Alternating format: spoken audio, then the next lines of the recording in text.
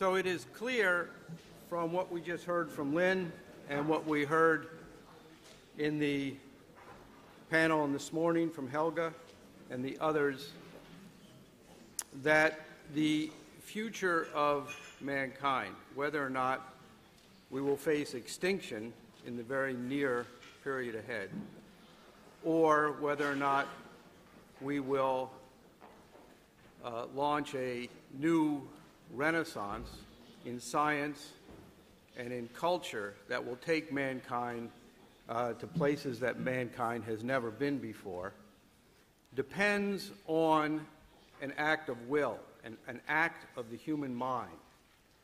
And this question, the issue that the human mind is an actual efficient power in and over the universe, is the central question and always has been the central question of science. And it continues to be the central question of science today.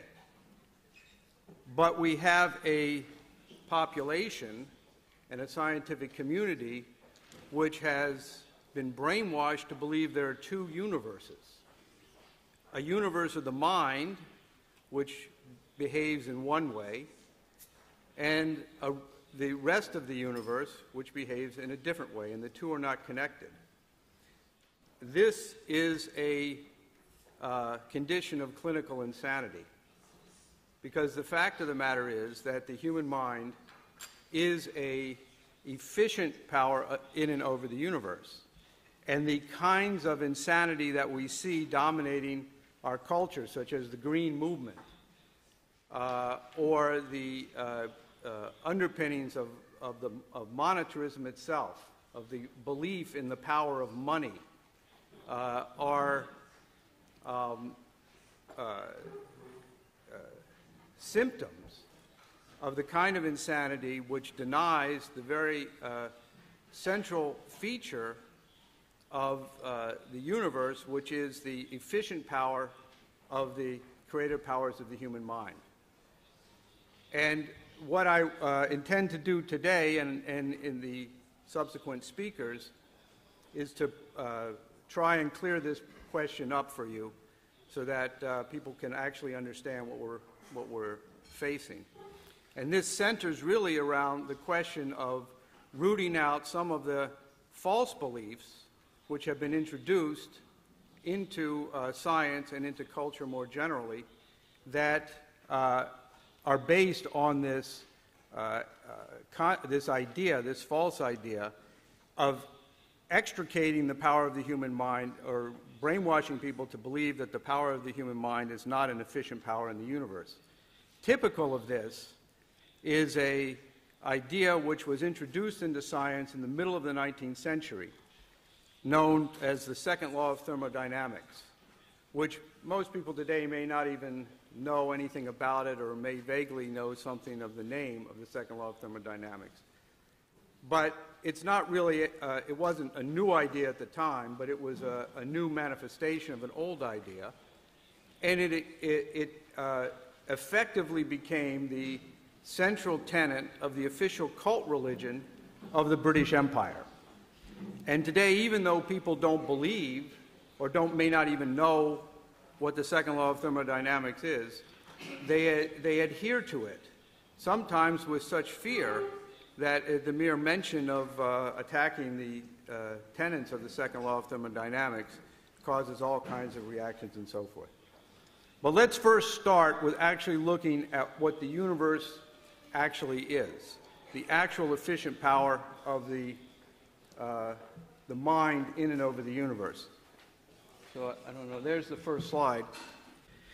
Most of you have seen this, or some of you have probably seen this graph before, which shows the population growth of the human species, at least estimated going far back. And you can see that there is a steady but slow, but steady secular increase in the growth of the human population. And then you see towards the end of this graph that there's a sharp, towards the right, you see a sharp drop in the population, which is denoted as the Black Death, which is the major collapse of population which occurred in the middle of the 14th century. And then you see, after the Black Death, a huge, dramatic increase in the population of the human population of the planet. Now, what happened at that period? We obviously know that the biological characteristics of human reproduction did not change at that point in history. If you read Boccaccio, he clearly describes that people reproduced biologically at that time the same as they do today. What changed was something in the human mind. What changed was a change in the way, led by a small group of people in the Renaissance, of the nature of the power of the mind in and over the universe. Specifically, the rejection of the Aristotelian idea that the universe was essentially fixed. This is typified by Aristotle's cosmology, which is based on looking at the universe the way we see it from the standpoint of sense perception.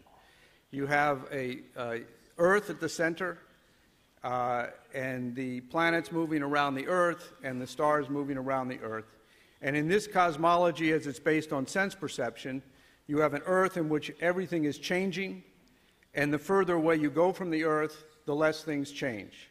And the argument of this cosmology is that the Earth is the least perfect because everything is changing, and the further away you go from the Earth towards the circumference, the less things change, and the less things change, the more perfect they become, which is a cosmology of an imperial system.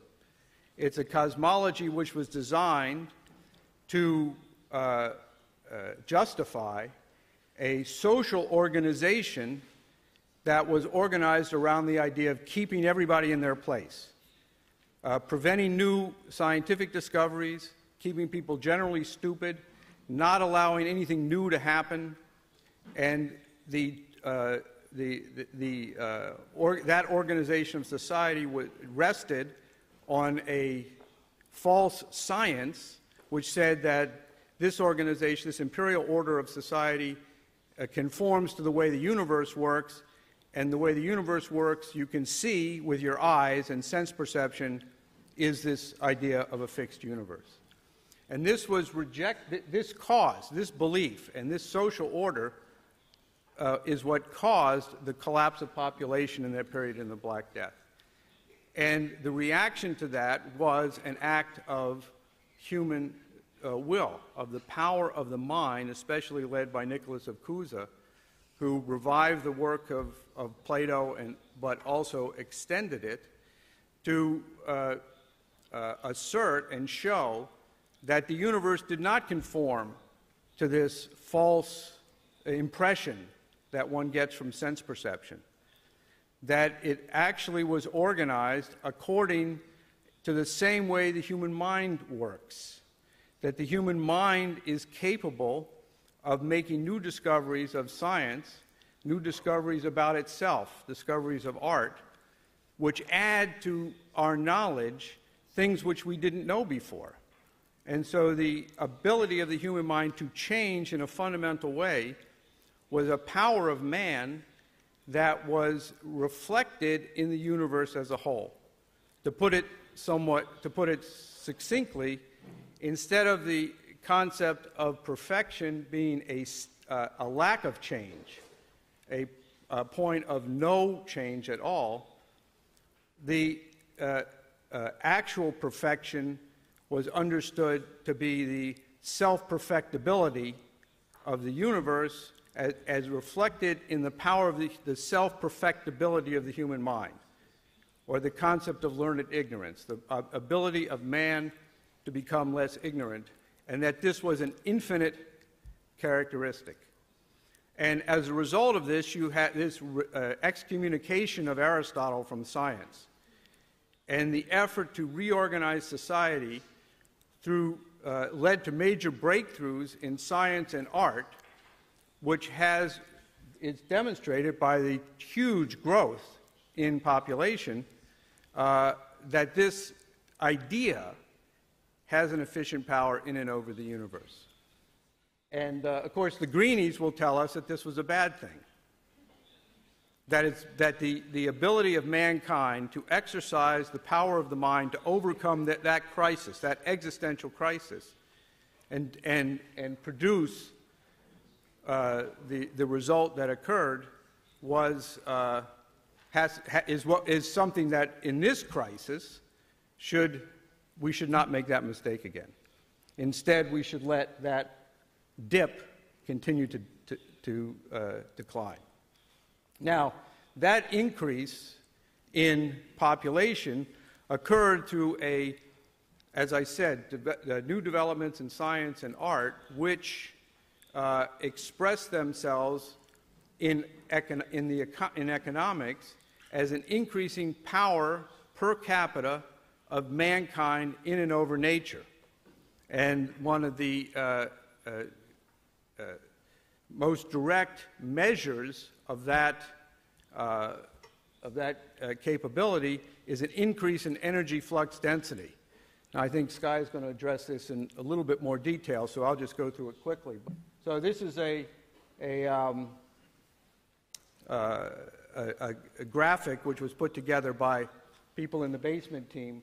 It's very hard to read, but it shows the time period of the introduction of new energy sources. And you can compare this in your mind with the population graph you just saw. So you see during that period in which you had a steady but relatively slow increase in population, you have basically a continuation of the same energy power, the same energy sources of mankind. And as you get after this, the Renaissance, an ability of mankind to harness more and more dense forms of energy of greater flux density, greater power per unit area, and the greater power energy flux density available to in the economy enables us to be able to maintain an expansion of the human population. And of course, if we're going to do what Mr. LaRouche just discussed with us, that is extend mankind's existence out to Mars and beyond, we're going to have to increase our population quite dramatically. And that requires an increase in energy flux density. So you can see the correlation between these two things.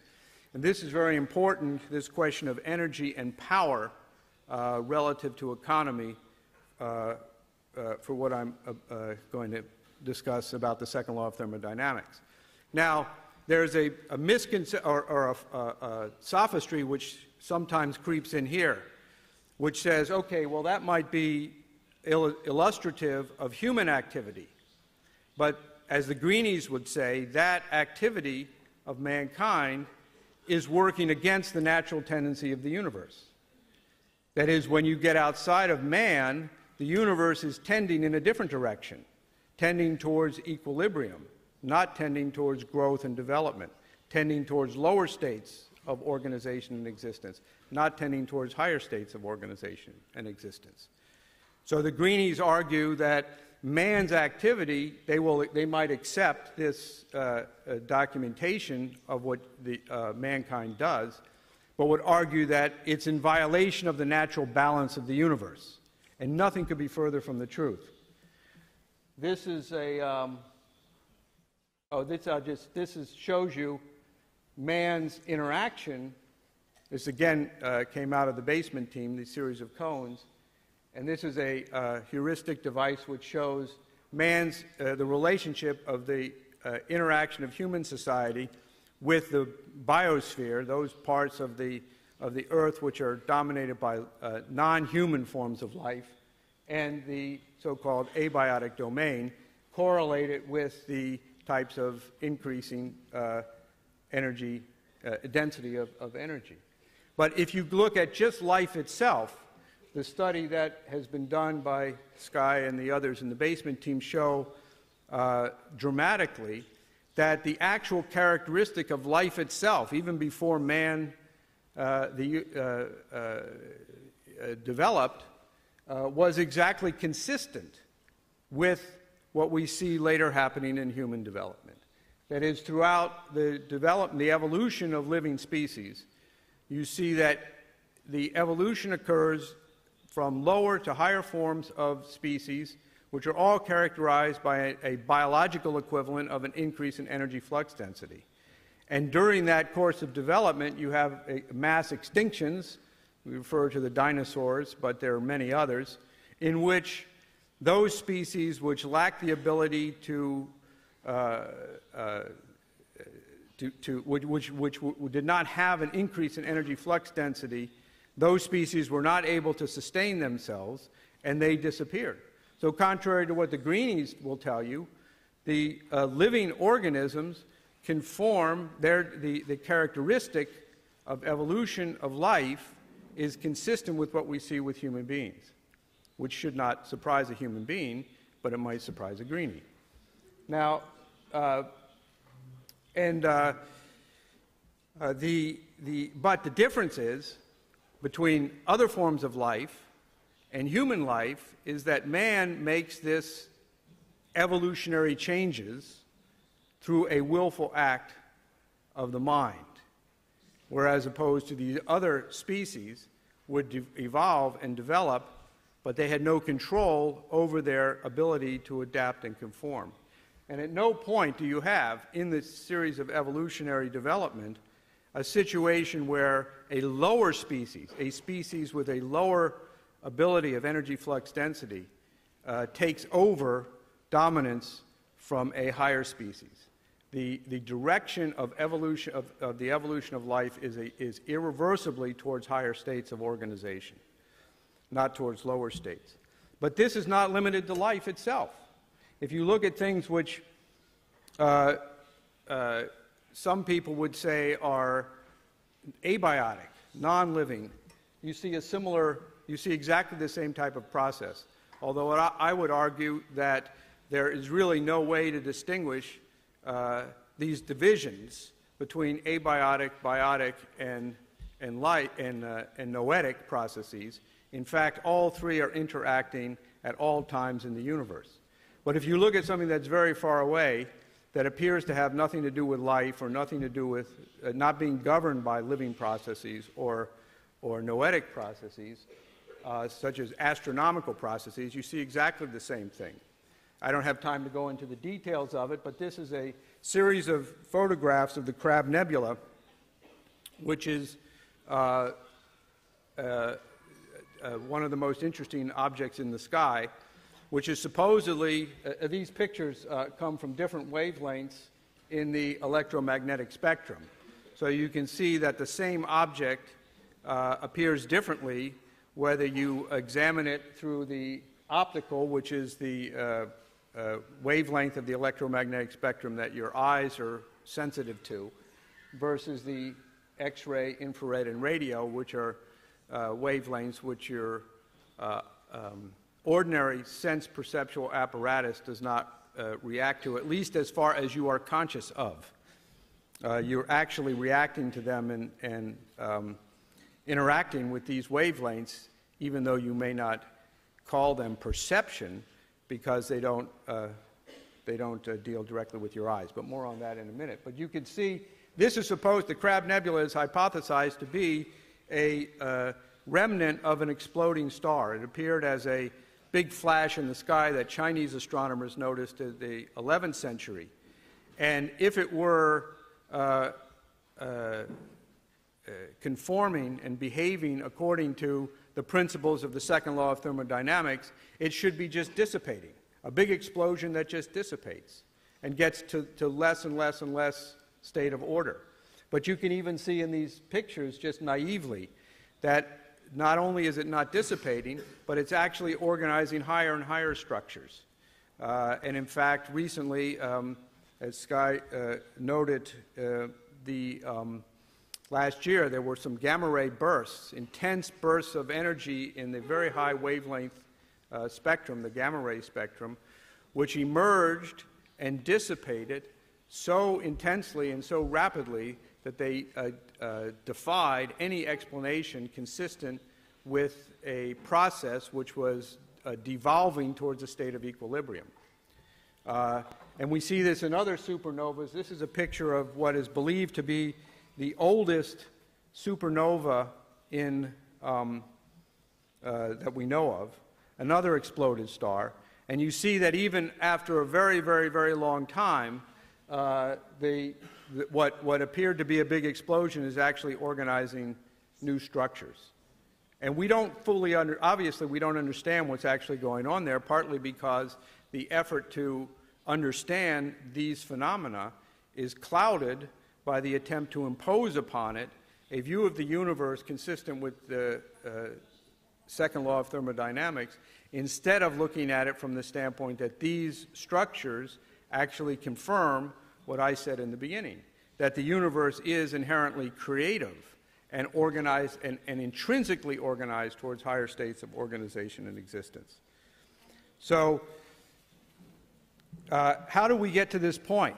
This point where, despite the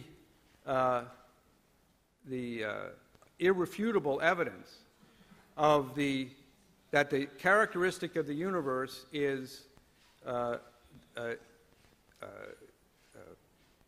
disposed towards progress in the way towards higher states of development, how do we get to the point where to say such a thing in either a popular discussion or in a scientific conference is greeted with skepticism? And in fact, the organization of our society, such as I've already mentioned with the Greenie movement, or if you take just the financial system, in which all these fancy financial instruments, derivatives, credit default swaps, and so forth, which were invented over the recent years, were all invented in order to create a sense, or to force the money system to obey the principles of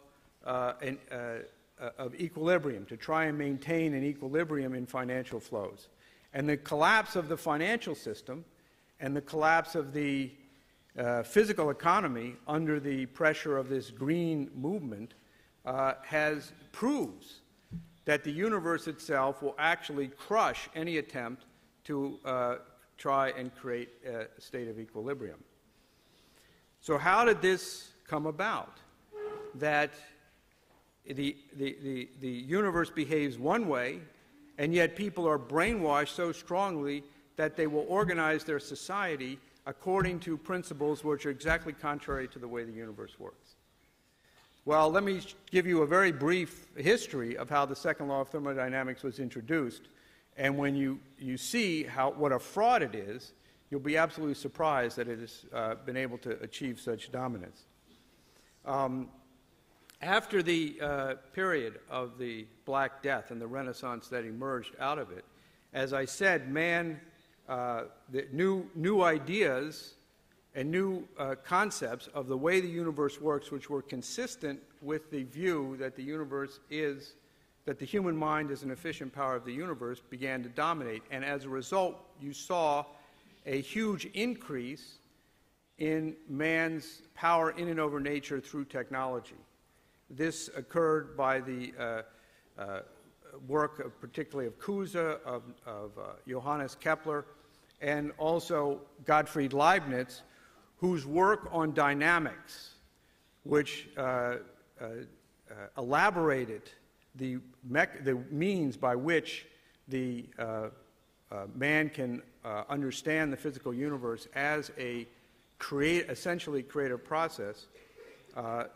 Leibniz's work led to the development of a new development in technology which was absolutely crucial for economy, the heat-powered machine. Now this was the first time that man had actually used heat as a form of power. If you think about it, prior to the development of the heat-powered machine in the mid-17th century, all of human economy was based either on muscle power, animal or human, gravity power, wind power. But now heat became a power source. And initially, the view of heat was that it behaved like, for example, gravity, which, say, a water wheel powers a mill because the water falls under the force of gravity, and the power of gravity pushes the water and turns the wheel. And heat appears to behave similarly because it flows from the hot to the cold. And so the initial idea was that the power of heat comes from this inherent condition where heat flows from hot to cold. But there's a crucial difference between heat and my example here of the water wheel. Because while the water can flow from high to low, it can also be pushed back up again, which of course is the principle of how the water wheel works. But heat only flows in one direction. It only flows from hot to cold. You can't get the heat to flow back from the cold to the hot. Now, understanding this process is crucial towards being able to understand the efficiency of a heat-powered machine. Because obviously, to increase man's power over the economy, one wants to be able to construct the most efficient heat-powered machines and to increase the energy flux density per capita of mankind. And this was what Leibniz's studies involved, and it's also what was involved in the studies of Sadi Carnot, Riemann, Dirichlet, Fourier, and others, to actually try and understand exactly what is the nature of heat. We don't have time to go into this today in terms of that direction, but let me just show you how this investigation was misused to create a brainwashing that you see today expressed in the Green Movement and in monetarism. It actually probably began in the middle of the 19th century with the writings of Lord Kelvin, who initially was known as William Thomson, but probably because of his writings on heat, he was made the first Baron Kelvin of Largs by Queen Victoria for articulating what became the center of their cult religion. And Thomson wrote Lord Kelvin wrote many works on this, one called On the Universal Tendency for the Dissipation of Mechanical Energy, in which Thomson said, well, since heat only flows from hot to cold and always tends towards equilibrium, and since all action in the universe ultimately turns into heat, therefore the universe is all mechanical energy, all action in the universe is going to eventually turn into heat. All the heat is going to flow from hot to cold and ultimately go into equilibrium, and therefore the universe will inevitably come upon an ultimate heat death, in which all motion will stop and everything will stop. Now, obviously, in such a conception of the universe, what is the meaning of human life? What is the power of the human mind? Man might be able to make inventions and make discoveries or compose beautiful compositions, but it's all meaningless because ultimately, according to Lord Kelvin, the universe is going to die in an equilibrium heat death. Now, of course, this is a pretty unscientific view, and it fell to Rudolf Clausius to actually try and come up with a more scientific, more rigorous scientific concept of this ultimate heat death of the universe. So he wrote a book on heat and heat-powered machines, in which he basically reworked the ideas of Sadi Carnot. And he looked at this question of how in a machine you get this dissipation of heat, and he coined a new term, because you can get a dissipation of heat without changing the amount of heat in the machine. And so he said there has to be a new idea other than energy. So he invented a word which he called entropy. He wanted it to, as he says, to sound as close to energy as he could, from the Greek word change, tropei, and the prefix en, internal change. And he asserted that this was a measure of the potential for change.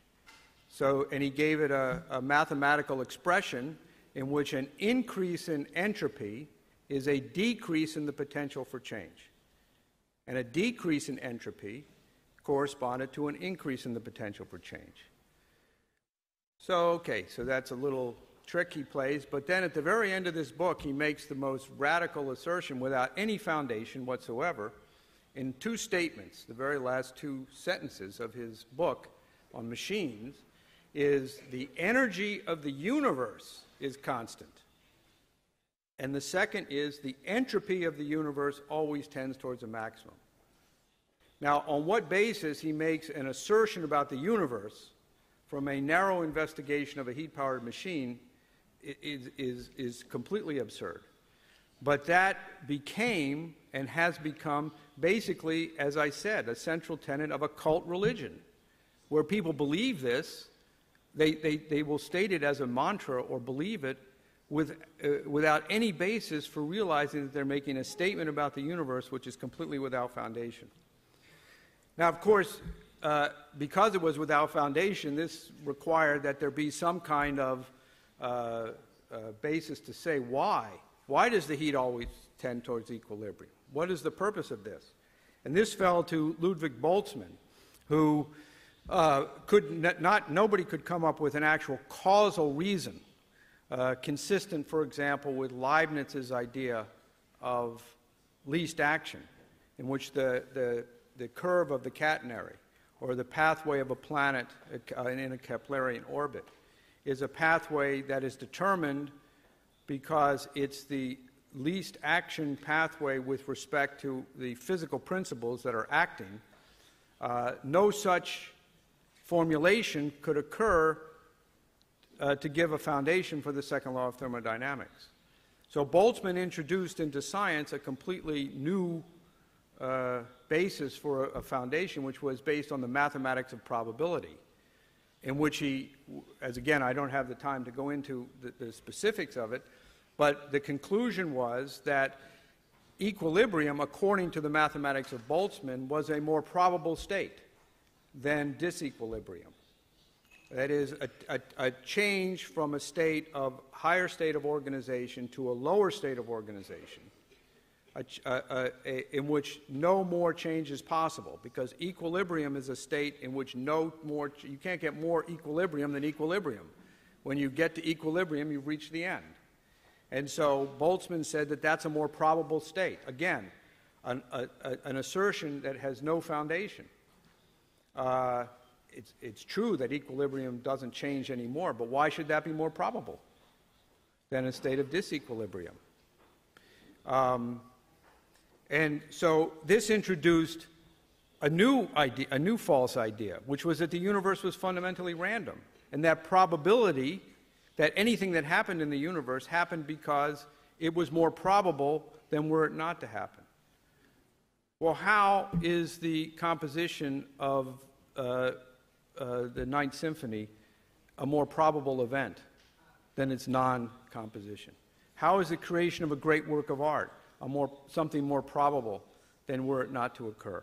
How is the process which we saw with the development of mankind through new scientific discoveries, which by their very nature, when they come into existence, prove that the way everybody was thinking about the world is wrong, that man's future development depends only on the improbable event that somebody will come up with a new creative discovery that proves the way everybody thinks is wrong.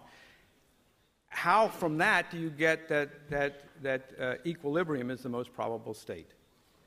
But this, again, is the underpinnings of the Green Movement, that anything man does disrupts the balance of nature, that somehow nature seeks a balance, that somehow the universe is seeking a state of equilibrium. And so this acceptance of these doctrines are not just falsehoods that affect the design of machines or academic scientific theories.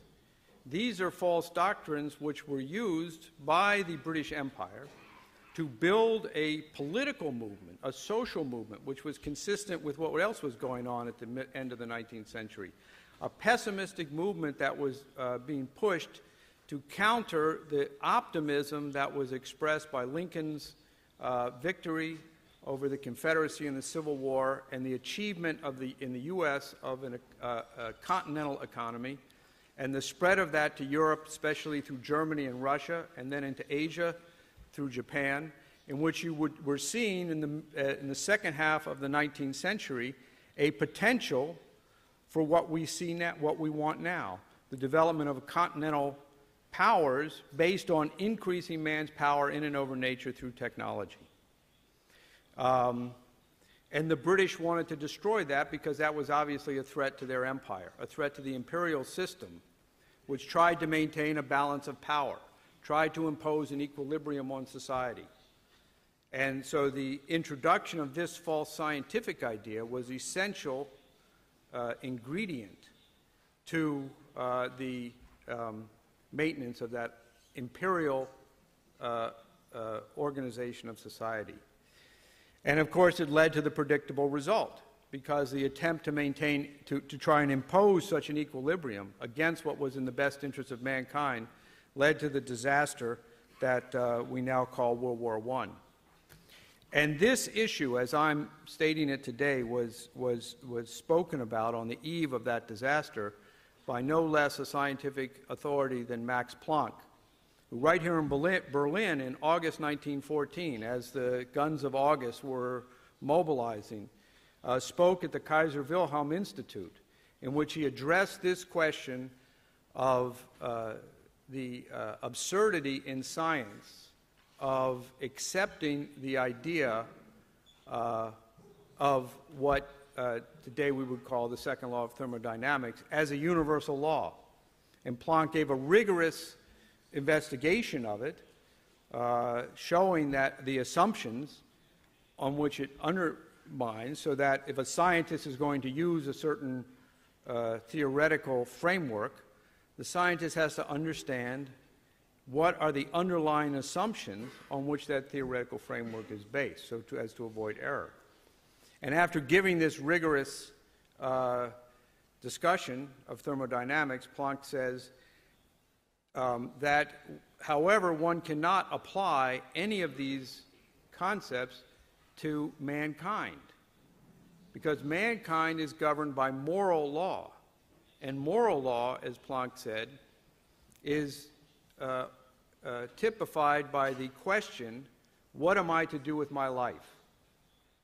What is my, as a mortal human being, what is my immortal contribution not only to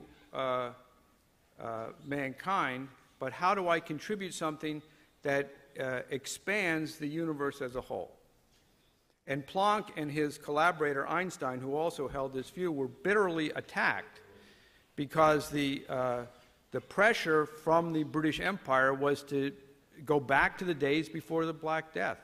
The second law of thermodynamics had become the new Aristotle, the new fixed system in which everything tended towards a greater and greater state of towards equilibrium. And Planck's insistence that science and man must be governed by moral law, not false doctrines, was antithetical to where science was becoming at the time, especially typified by things like the Copenhagen interpretation of quantum mechanics, which held, again, that the very fundamental characteristic of the universe was random and probabilistic. And Planck starts his speech by saying, we don't know, obviously think about it, August 1914, we don't know what's going to happen to us tomorrow. It's a very similar situation to where we're in today. We don't know if something's going to happen where we will lose our country. But the answer to that is not found in saying, well, what will happen will be whatever the most probable thing has happened. The most probable thing to happen to us in the next few weeks is to become extinct in a thermonuclear war. So if you think the universe is predisposed to the most probable thing, that's what you get. So obviously, human existence depends on not the most probable, but on the what appears to be the most improbable, which is something based on moral principles. And this means, in my view, that science actually has to develop a foundation of a new concept of an anti-entropic potential, a potential which characterizes man and the universe as a tendency for development from lower to higher states of organization and existence, a creative principle.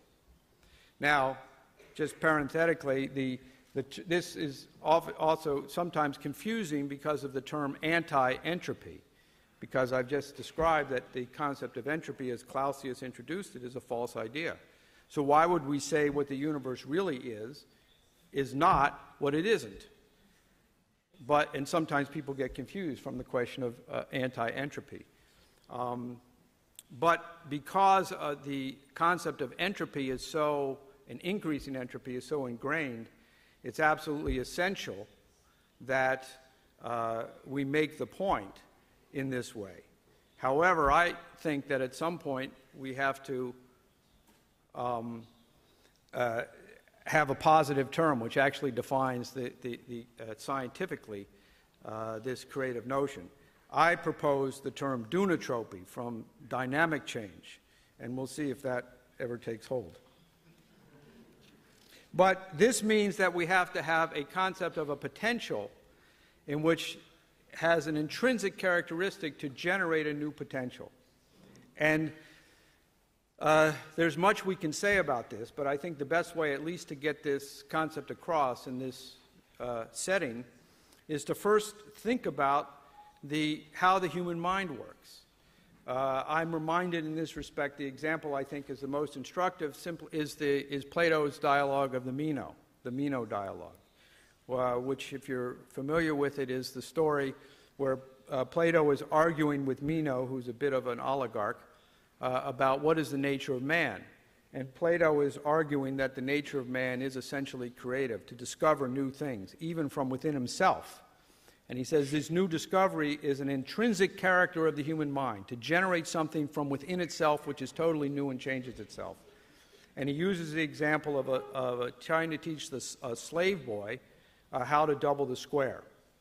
And he says, I'm going to show that the slave boy will be able to discover how to double the square without telling him how to do it, but simply by asking him questions. And you know the story, the slave boy, just by asking questions, doubles the square, and not only amazes himself, but also Meno, who thought the slave boy was too stupid to ever learn what at the time was one of the most important principles of science. But what was the discovery there? The discovery was not the discovery of how to double the square. The slave boy did discover that. But the discovery was a discovery about the power of the human mind. The slave boy, in the nature of that discovery, showed himself, from within himself, that he had a power to change himself into something he hadn't been.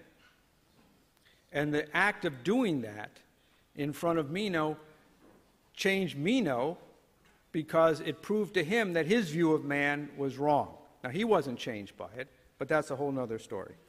But you see in that example, and in the example of human creativity generally, that the human mind expresses itself as or contains within it a type of anti-entropic potential, because the new discovery is not in the mind until it's discovered. But the discovery is the effect of a potential, which is a potential not to continue to do what it's doing, but a potential to create something totally new. And the essential characteristic about this, as Mr. LaRouche has always emphasized, is that this does not occur simply in the individual human mind, but the individual human mind makes these discoveries which occur inside, but only with respect to human culture as it radiates across the generations, past, present, and future. So that there's a type of harmonic interaction between the creative powers of an individual human mind and society as a whole, and culture as a whole, when I speak of that all the generations.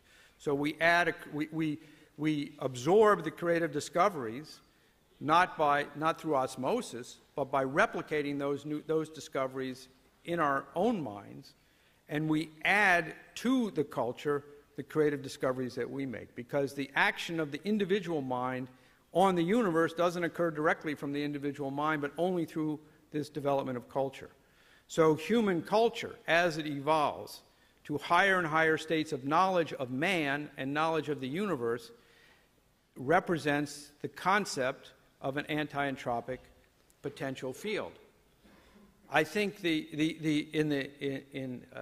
greatest advance in this direction in science to date really has come from Lynn work and breakthroughs in the science of physical economy, which truly lays the foundation and develops the concept of what I'm calling today an anti-entropic potential field. But the roots of it, I think you can find in the work of Nicholas of Cusa, in his especially two works that he wrote on this question of potential. One was a work called Depossessed, which refers to a word he made up from the Latin word posse, which means possibility, and est, to exist. And what Cusa, and a later work he called On the Summit of Vision, in which he said, he refers to this as the idea of the potential itself.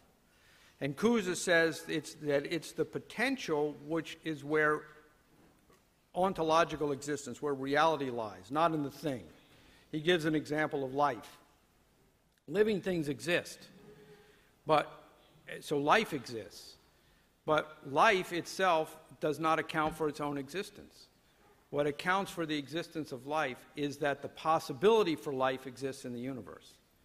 So these forms of potential, the potential for life, he calls potential with additions. And then Cusa says, but what's the most important thing to understand, what's the summit of vision, is what he calls the potential itself, which is the potential which makes potential possible. That is, why do we live in a universe in which it's possible to make things possible? And when you think of the power of the human mind, you see that's exactly what the human mind does. So from this standpoint, if we start with the development of with the nature of the human mind, we can begin to construct an actual communicable concept of the idea of an anti-entropic potential field. But as LaRouche has emphasized, the problem we have is how do you express such an idea? Because all our language, no matter how skillful you are, is rooted in sense perception. The language you have is all the words you use and all the concepts are tied to some type of object or action which you know through sense perception. Now, we recognize that in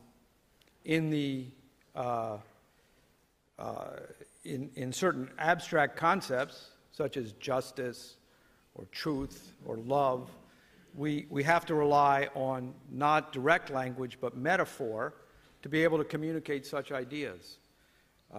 And we, of course, recognize that we're indebted to the poets and the artists for being able to develop the forms of expression by which we can communicate concepts which lie completely outside the domain of sense perception.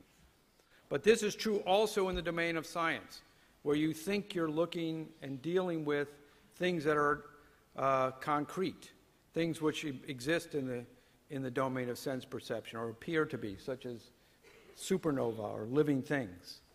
And this is something also that LaRouche has been quite provocative about, which I think everybody appreciates how provocative, but also how truthful it is, going all the way back to the 1970s, where LaRouche wrote a paper, said that poetry must supersede mathematics and science. So we have to, in order to express this concept of an anti-entropic potential field, we have to actually use the principle of metaphor that we see from the great scientists.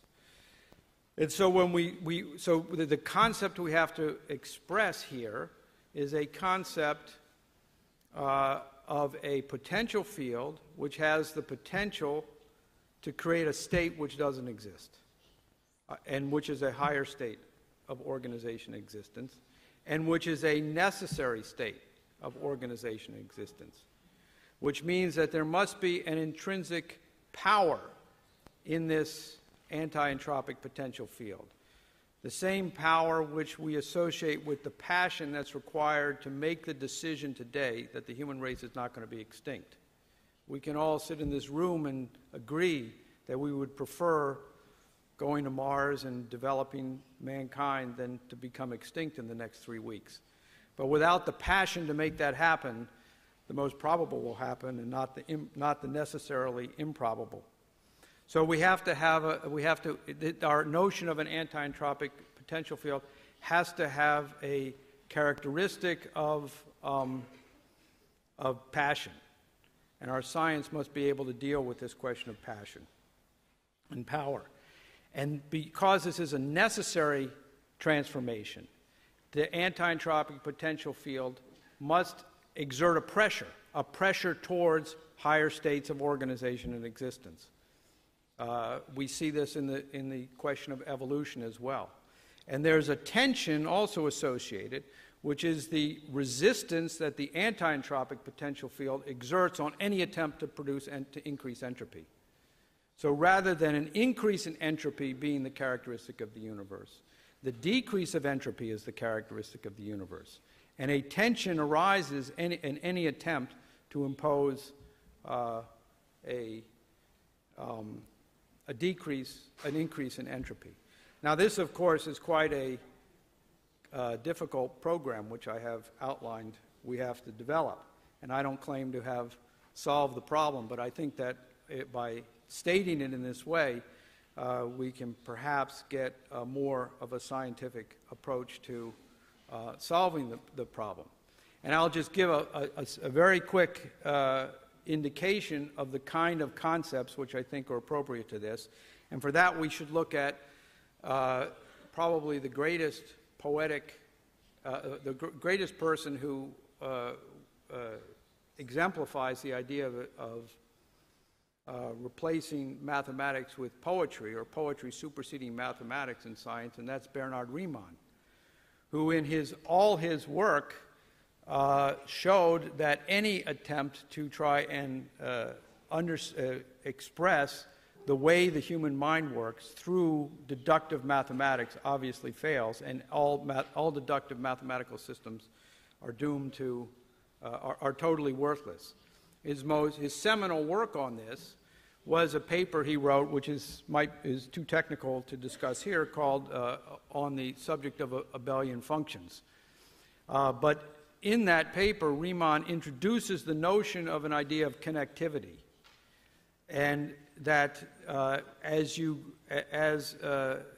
a way to express the development of a system from a lower to a higher state, the development of a potential from a lower state of potential to a higher state of potential. We can see this in the noetic domain, in the domain of human culture. That is, if you think about it, as we increase as we add to human knowledge through the development of new scientific principles and new creative discoveries of art, across the generations, we increase the connections, the connectivity between the individual mind, all mankind, and the universe as a whole. And we see this also expressed, for example, in economics. This map of the Arctic development, which I think Sky is responsible for anyway. And here I would just ask you to think about the economy. Think about the connections in the economy between the way the world is now and the way it's headed. What is the relationship, for example, between Tierra del Fuego and Shanghai? What is the relationship of Berlin to Vietnam? And you think in your mind different connections: sea transport, air transport, trade among products, different labor relations, and so forth. But what if we actually look at the world in a different way and think about what would be the actual frontier development for the future of mankind? And you can see this exemplified in the program for the Arctic development, where we take this region of the planet, which right now is pretty barren and empty, But when you look at the globe from the North Pole, you see that this is actually the most crowded place. It's from the North Pole that we find that countries which you think are widely separated are very close neighbors.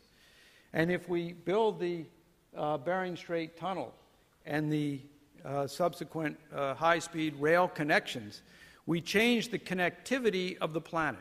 We change the connectivity of mankind. And we bring about a higher state of development that previously didn't exist.